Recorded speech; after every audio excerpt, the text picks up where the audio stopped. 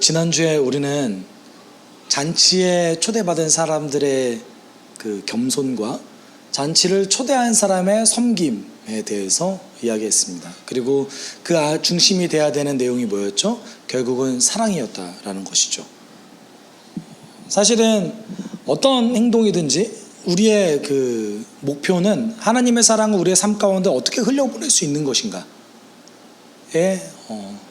있습니다. 그런데 이렇게 얘기하면 조금 부담이 될 때가 있는 거죠. 그러면은 굉장히 부당한 일을 당했을 때도 우리는 어떻게 해야 됩니까? 라는 질문이 있을 수 있어요. 그렇죠? 네. 그거는 다음 편에, 다음 기회에, 오늘 본문의 주제가 아니기 때문에. 네. 다만 그것에 대해서 어떻게 지혜롭게 대할 것인가에 대한 것도 성경은 충분히 다루고 있습니다. 네. 여러분 오늘 본문 속에서 이제 오늘 하나님 나라에 대해서 잠깐 언급이 돼요. 그리고 하나님 잔치에 대해서도 언급이 됩니다. 하나님이 베푸시는 그 잔치에 초대하는 분은 당연히 하나님이시죠. 그리고 초대받는 사람들은 여럿입니다. 불특정 다수예요. 그 불특정 다수의 반응에 따라서 하나님의 반응도 역시 달라지시고요. 그리고 그 이후 대처도 달라지신다는 것을 오늘 본문 속에서 볼 수 있습니다. 그렇다면 우리 본문 함께 나누면서 하나님 은혜에 온전하게 반응하는 것이 무엇인가를 조금 함께 살펴봤으면 좋겠어요. 네. 대접만 받으려고 하는 유대 지도자를 보시면서 예수님께서 겸손을 강조하셨죠. 그리고 자신의 이득을 위해서만 잔치를 베푸는 초청한 사람을 통해서는 섬김을 얘기하셨습니다. 근데 그 가정 가운데 어떤 사람이 갑자기 예수님께 이상한 말을 던져요. 누가복음의 이거를 클리셰라고 하죠. 누가복음의 클리셰 중 하나는 예수님이 어떤 말씀을 진행하시는데 누가 끼어들어요. 누가 끼어들어서 막 얘기하면 예수님이 또 거기에다 반박하시거나 동의하시거나 뭐 이런 얘기를 하세요. 대부분은 반박을 하시죠. 네. 우리 15절 이렇게 얘기하고 있습니다. 함께 먹고 있던 사람 가운데 하나가 이 말씀을 듣고서 예수께 말하였다. 하나님의 나라에서 음식을 먹는 사람은 복이 있습니다. 제가 이제 클리셰라고 말씀드렸어요. 보통 이런 클리셰들이 어떤 거죠? 우리가 영화를 보거나 이랬을 때 우리가 보통 그냥 항상 긍정적으로 흐르나요? 영화가? 뭔가 부정적인 게 있어야 그걸 해결해 나갈 수 있는 뭔가 생기지 않나요? 네. 이게 꼬리에 꼬리를 묻듯이 드라마 같은 거 보시면 꼬리에 꼬리를 묻듯이 문제가 계속 발생하잖아요. 어떻게 인생이 이럴까 싶을 정도로 문제가 계속 나와요. 특히 뭐 추리소설 같은 거를 보거나 어떤 그 범죄 드라마 같은 거 보면은 이게 해결되면 다른 게 문제고 이게 해결되면 또 다른 게 문제고 그렇죠?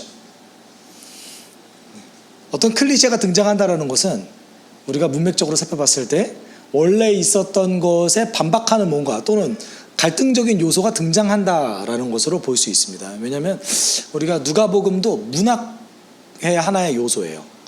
그러니까 이야기거든요. 그 이야기를 구성할 때 항상 긍정적이고만 놓지 않아요. 누가가 그렇게 배치를 했다는 것이죠.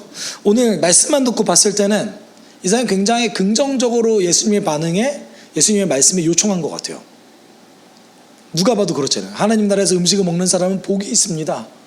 이걸 부정적으로 보실 분 계세요? 네. 있을 수도 있죠. 대체적으로는 이게 어떤 게 부정적이지? 어떤 게 부정적인 얘기일까요? 그럼 14절을 한번 살펴봐야죠. 14절 이렇게 얘기하고 있어요. 그리하면 내가 복될 것이다. 어떤 사람이 복된다는 거죠?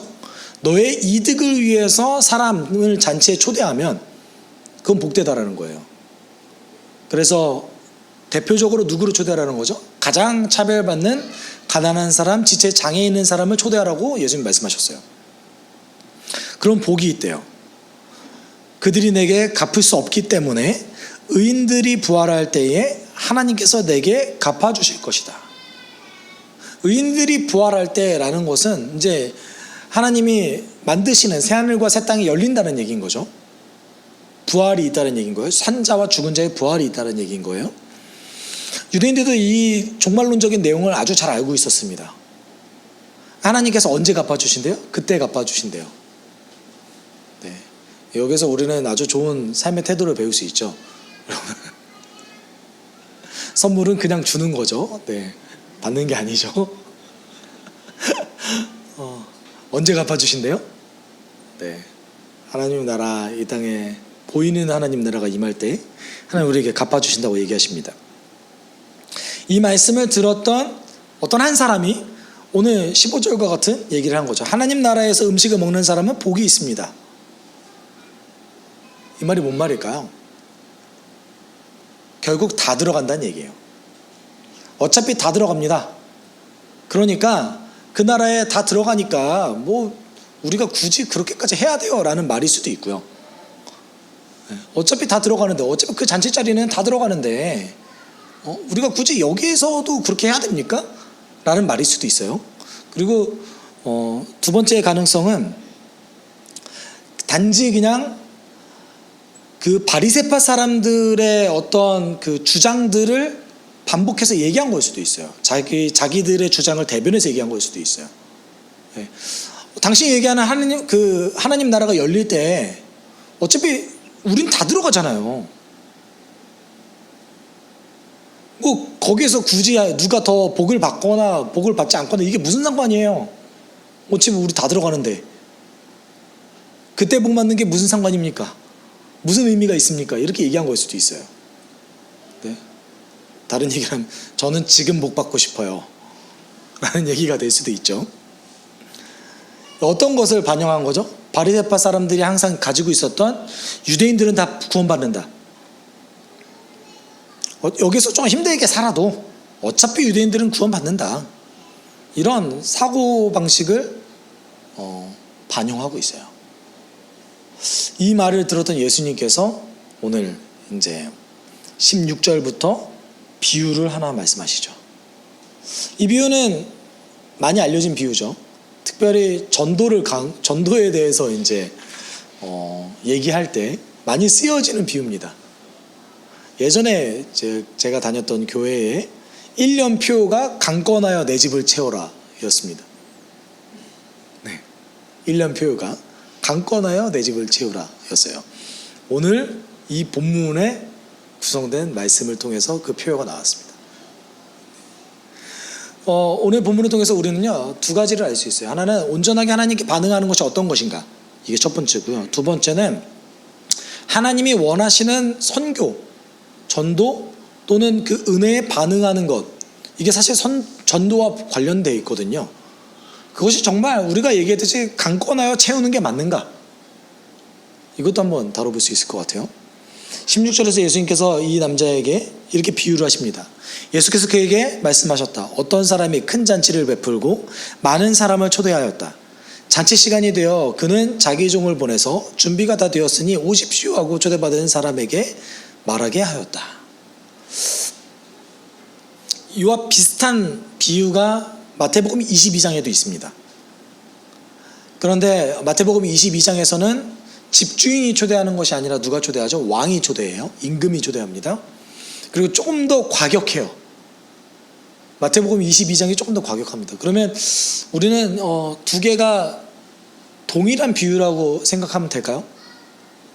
그렇지 않아요. 같은 주제를 갖고 있는 다른 비유라고 보셔야 됩니다. 예수님이 3년 동안 제자를 데리고 다니면서 비유를 같은 주제로 한 가지만 얘기하실 필요는 없잖아요. 다양하게 얘기하실 수 있잖아요. 마태, 마가, 누가, 요한복음 가운데 조금 본문이 비슷한 것 같은데 다르다, 이거는 누가 잘못됐다라는 것이 아니라 다른 비유일 수도 있는 거예요. 같은 주제를 다루고 있는. 오늘 본문 속에서는 집주인이 등장합니다. 그리고 좀 과격한 내용은 등장하지 않아요. 네. 어쨌든 여러분 1세기 그 그리스 로마 사회 그 문화권, 헬레니즘 문화권 사회 속에서 상류층은 원래 초청장을 먼저 보내고요. 그 다음에 종을 보내서 이제 시간이 됐습니다, 오십시오 라고 이렇게 얘기해요. 준비할 시간을 주는 거죠. 그래서 이제 막 치장하고 올 수 있도록. 그것이 이제 기본적인 룰이었습니다. 그러면 그 처음에 초청장을 보냈을 때 이 사람이 오는지 안 오는지 이미 알 수 있다는 것이죠. 그러면 여기에서 16절, 17절에서 내용을 봤을 때 이 초대받은 사람들은 온다고 얘기한 사람들이겠죠. 종들을 보냈으니까. 한번 온다고 얘기한 사람들입니다. 그럼 반응이 보통은 어떤 반응이 와야 될까요? 아, 네, 제가 시간 맞춰서 갈게요. 이게 원래 반응이잖아요. 그렇죠? 이때 문화는 우리처럼 계좌 입금해서 돈 먼저 보내고 이런 거 없거든요. 돈만 보내고 이런 거 없어요. 왜냐면 이 사람들은 돈이 목적이 아니라 관계 형성이 목적이거든요. 네.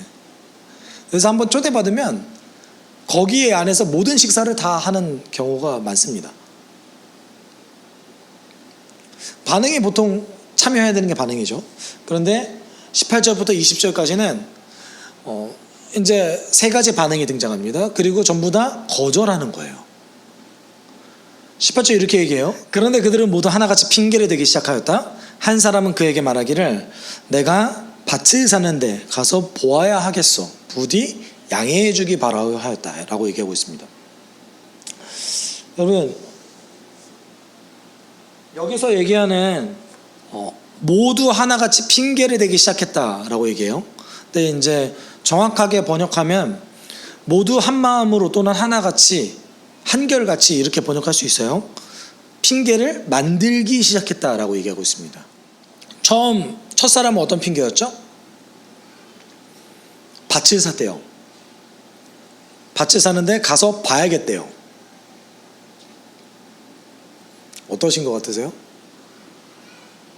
원래 이때 땅을 이제 구매하는 그 과정이 우리도 비슷하죠. 계약을 먼저 맺고요. 가서 직접 본 다음에 잔금을 치르게 되죠. 이때도 동일했어요. 그래서 사실 헬라어 원어에서는 이제 가서 내가 보는 것은 필수적입니다라고 얘기해요. It is necessary라고 얘기해요. 예.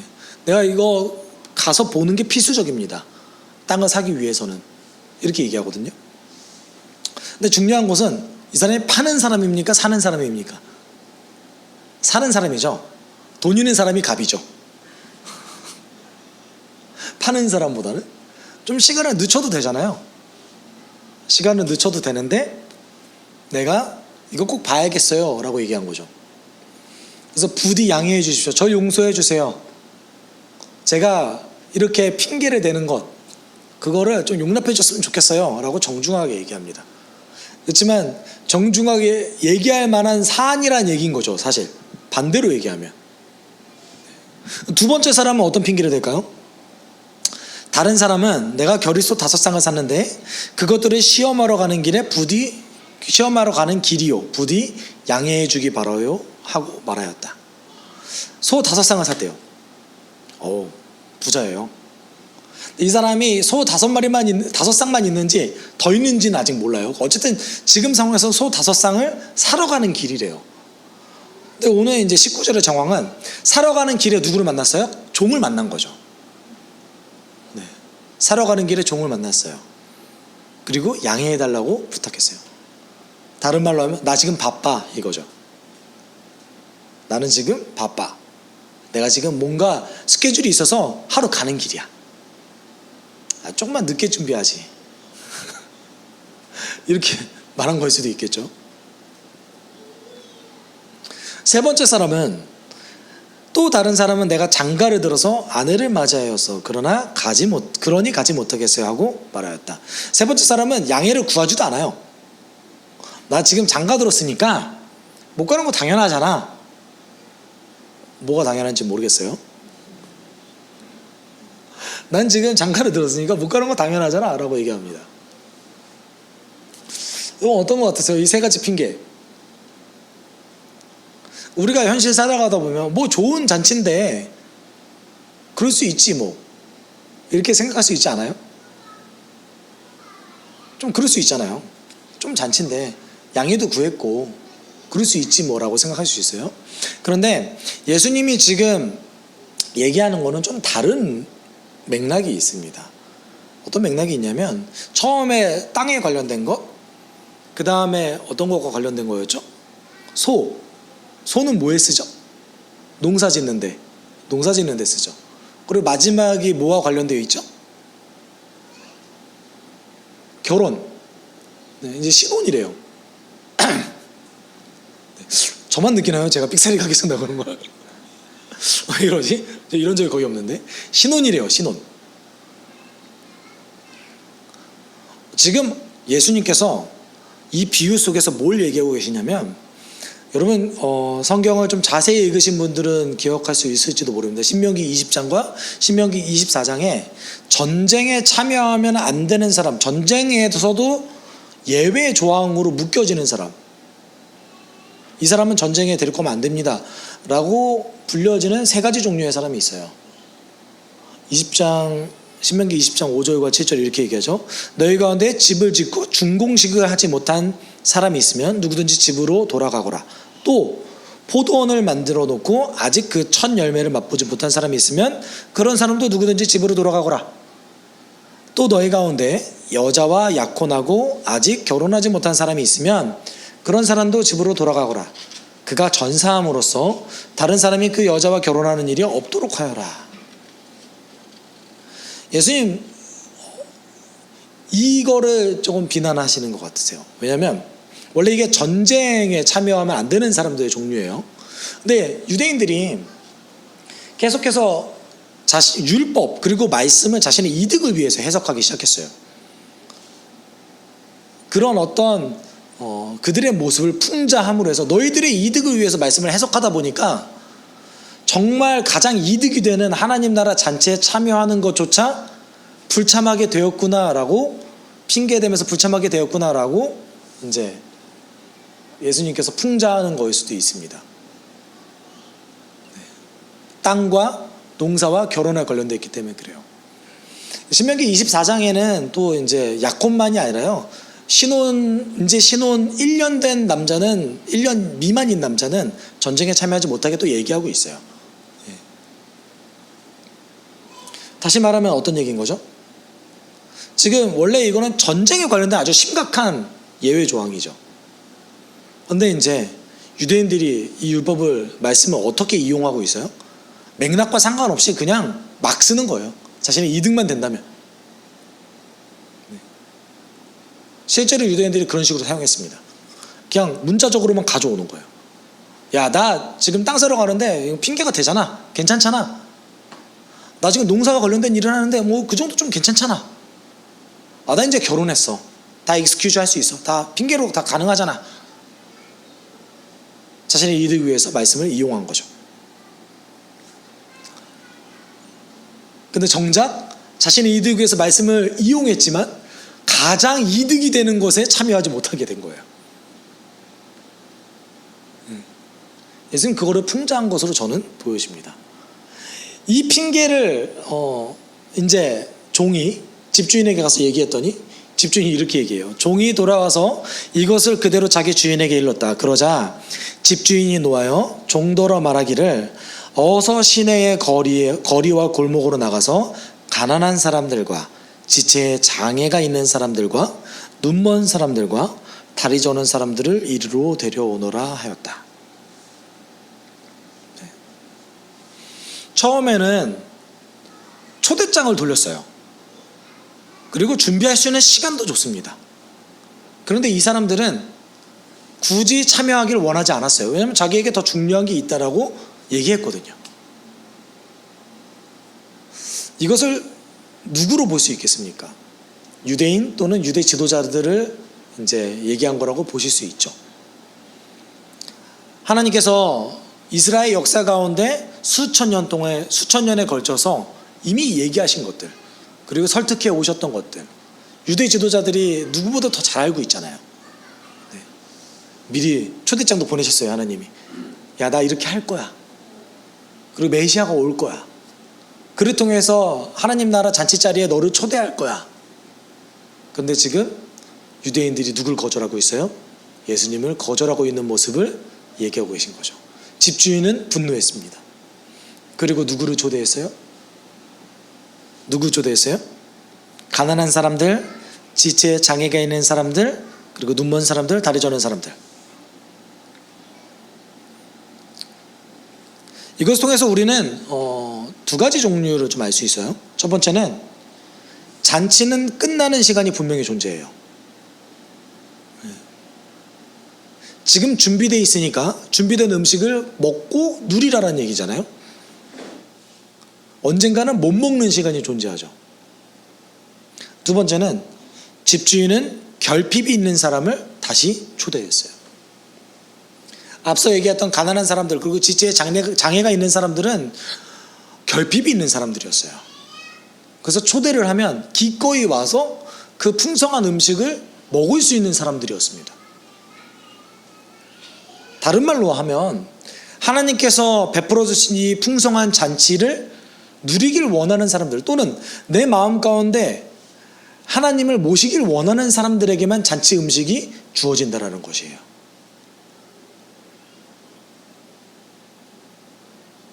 감사하죠. 우리에게 결핍이 있어서. 감사하지 않으세요? 제가 만약에 여러분이 하나님 없는데 너무 삶이 행복하면 굳이 교회 나오겠습니까?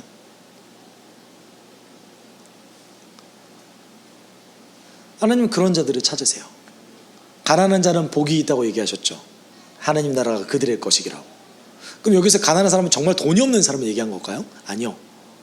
자기가 부족한 게 뭔지를 아는 사람들, 결핍이 있는 사람들이에요. 이 결핍이 있는 사람들이 뭘 찾아요? 하나님을 찾는 거죠. 이런 사람들을 특별히 하나님께서 초대하시고 그들을 잔치 자리에 음식을 먹이십니다. 그랬더니 종이 다시 얘기해요. 자리가 너무 남는데요. 하나님 나라는 커요. 큰 잔치래요. 자리가 너무 많이 남아요. 어떡하죠? 주인님 어떻게 해야 될까요? 그러니까 23절 우리 같이 읽어볼까요? 시작. 주인이 종에게 말하였다. 큰 길과 산을 타이르로 나가서 사람들을 억지로 데려다가 내 집을 채워라. 이게 이제 왜 이 문장이 가장 강조하시는지 모르겠어요. 강권하여 내 집을 채우라고. 사실 강조점 여기에 없습니다. 원래 오히려 강조를 한다면 21절이 더 강조함이 있어요. 결핍이 있는 사람들 채우라고. 다만 지금 여러분 이걸 통해서 초대하는 사람들, 초대받는 사람들의 그 영역이 어떻게 되고 있어요? 확대되고 있어요. 하나님 나라에 초대를 받는 사람들의 영역이 확대되고 있다는 것이죠. 몇 가지 이 본문을 통해서 사실은 몇 가지 유추할 수 있는 것들이 있어요. 첫 번째는 원래는 유대인들에게만 허락되었던 그 하나님 나라의 비밀이 누구에게도 허락되었다?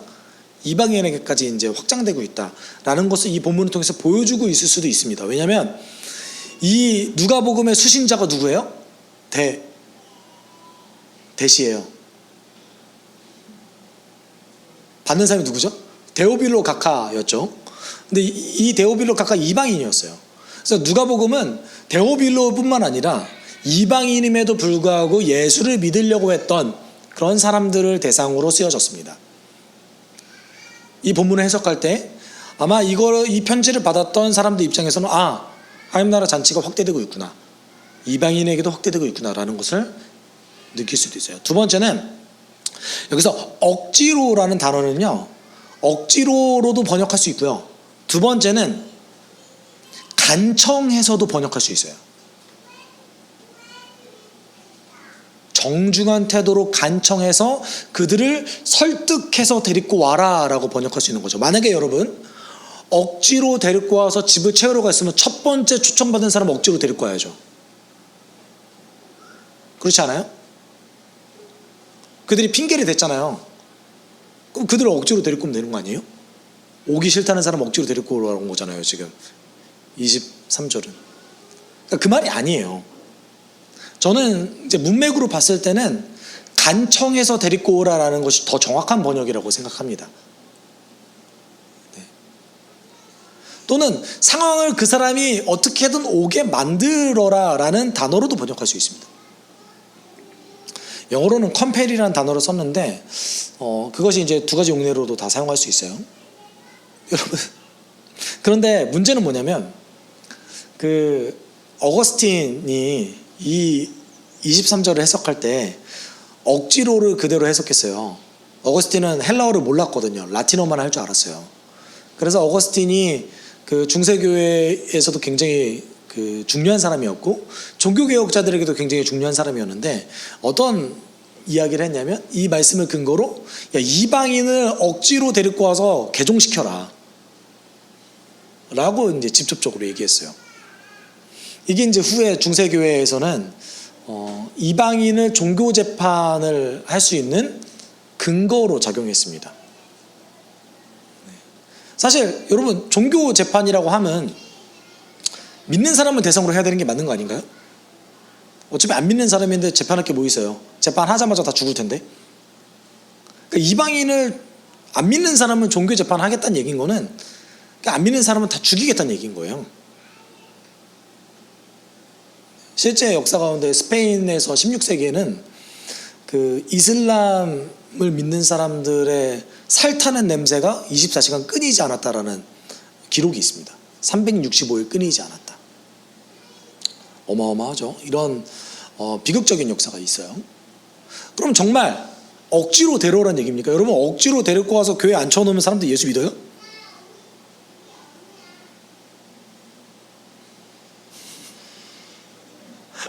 여러분, 주변에 있는 분들 억지로 데려다 앉혀다가 교회에 이렇게 데려다 놓으면 예수 믿습니까? 아니죠. 설득돼야 되죠. 하나님이 좋으신 분이라는 것, 나에게 의미가 있다는 것, 내 결핍을 채워주시는 분이라는 것을 알아야 돼요. 그리고 내가 인격적으로 반응해야 돼요. 그래야 내가 예수님을 주인으로 모실 수 있어요.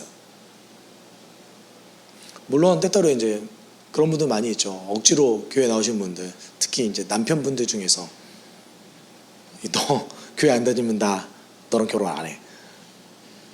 이런 식으로 참 그렇게 예수 믿으신 분들, 참 하나님이 이게 사랑이 넘치신이라는 분이라는 거 증거예요. 이게 원리라는 게 아니라 그렇게 데리고 와도 하나님 믿더라, 이거는 하나님이 사랑이라는 증거예요. 전도의 원리가 될 수 없어요. 전도의 원리는 무엇입니까? 전인격적인 거예요. 내 결핍이 채워졌을 때, 나의 문제가 해결되어졌을 때. 마치 이거는 이사야 49장 6절을 조금 연상시키기도 합니다. 주님께서 이렇게 말씀하신다. 내가 내 종이 되어서 야곱의 지파들을 일으키고 이스라엘 가운데 살아남은 자들을 돌아오게 하는 것은 내게 오히려 가벼운 일이다. 땅끝까지 나의 구원이 미치게 하려고 내가 너를 문 민족의 빛으로 삼았다. 무슨 말입니까? 결핍이 있는 사람들을, 이미 하나님이 필요한 사람들을 채우는 것은 어렵지 않다. 귀한 일이지만 그것보다 더 힘든 일이 있다. 그것이 무엇입니까? 내가 너를 빛으로 불렀으니 너의 삶을 통해서 땅끝까지 이 복음이 전파되는 것이 정말 귀하고 가치 있고 또 어려운 일이기도 하다 라는 것을 얘기하셨죠. 오늘 비유를 들자면, 오늘 비유 속에서 처음에는 결핍이 있는 사람들을 초대했어요. 당연히 바로 오겠죠. 두 번째는 결핍이 있는 사람들이 아니었습니다. 어떻게 보면 이 잔치에 참여하기를 그다지 원하지 않은 사람일 수도 있습니다. 그런데 그들을 간청해서라도 채워라. 하나님이 그걸 원하시는 것이죠. 그런데 이런 하나님 나라의 원리를 몰랐던 유대인들은 뭐라고 얘기했어요? 어차피 다 가잖아요.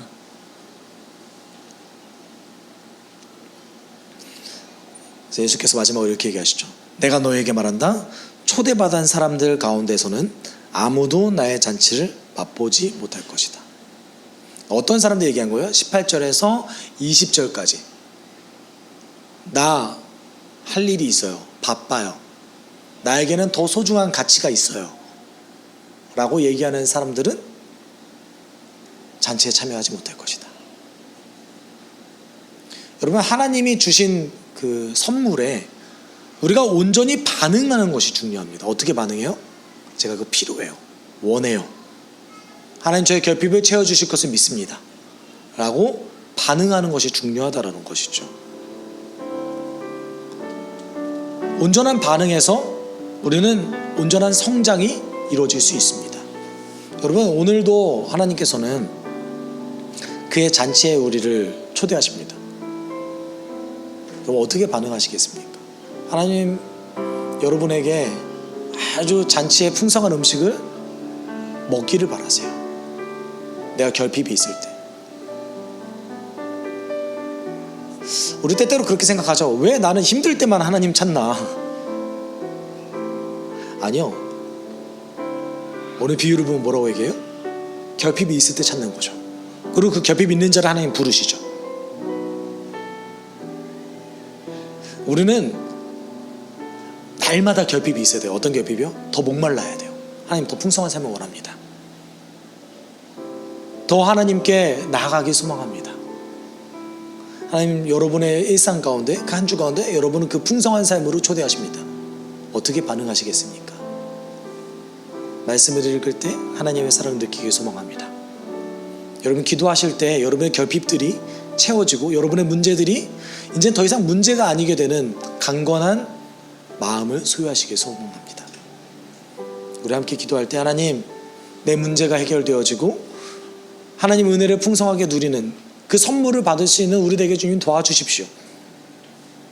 한 주간의 삶을 주님께 맡깁니다. 나를 인도해 주십시오. 우리 함께 기도하도록 하겠습니다.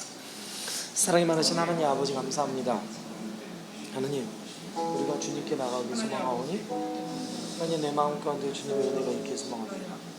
하나님 내 마음 가운데 하나님의 은혜가 가득하게 소망합니다. 아버지, 결핍이 있는 사람들을 하나님께서 불러주셨던 것처럼 하나님의 능력이 내 마음 가운데 임할 때에 하나님 아버지, 가난한 사람, 직제에 장애가 있는 사람들에게 그 좋은 잔치 음식을 먹이셨던 것처럼 하나님의 능력과 사랑의 품 성령님을 보내겠습니다. 하나님 도와주십시오. 하나님 나라에 들어가길 소망하는 자들이 하나님 나라를 온전히 소유할 수 있습니다. 하나님, 주님께서 지금 우리에게 왜 이렇게 풍성한 잔치가 교회도 있으면 먹지 않느냐, 왜 찾지 않느냐 우리에게 말씀하시기도 합니다. 하나님, 주님이 주시는 그 은혜를 내가 정말 믿음으로 반응하게 주님 도와주시고 하나님 신뢰하며 하나님께 내 삶을 맡겨드릴 수 있는 그런 시간들이 될 수 있게 주님 도와주십시오. 하나님, 무엇보다 더 깊은 은혜를 체험할 수 있는 그런 일들이 벌어지게 주님 도와주십시오. 날마다 숨쉬는 샘물처럼 하나님, 날마다 내가 먹고 마시는 그런 하나님 신기와 누군 것 같은 하나님의 그 기도와 말씀으로 내가 무장될 수 있게 주님 도와주십시오. 주님의 인도하신 은혜가 구합니다. 주님의 그 세상을 내가 날마다 갈급하고 하나님 원할 수 있게 주님 도와주십시오. 사랑과 은혜가 풍성하신 하나님 아버지, 우리가 주님께 나아가 나의 부족한 것들, 나의 결핍들을 채울 수 있는 그런 일들이 한 주간 벌어지게 주님 도와주시옵소서. 주님, 우리가 날마다 주님의 사랑에 목마르게 주님 도와주시고 지금 이 순간에도 그 잔치의 좋은 음식으로 우리를 먹이시길 소망하시는 그 하나님의 선물을 우리가 온전히 반응하고 받아들일 수 있는 그런 성도 되게 도와주옵소서. 감사드리며 거룩하신 예수 그리스도의 이름으로 기도드립니다. 아멘. 주 예수 그리스도의 은혜와 하나님의 사랑과 성령의 교통하심이 하나님의 은혜를 온전히 풍성히 누리길 소망하는 숲속교회 성도들 위해 함께 있을지어다. 아멘.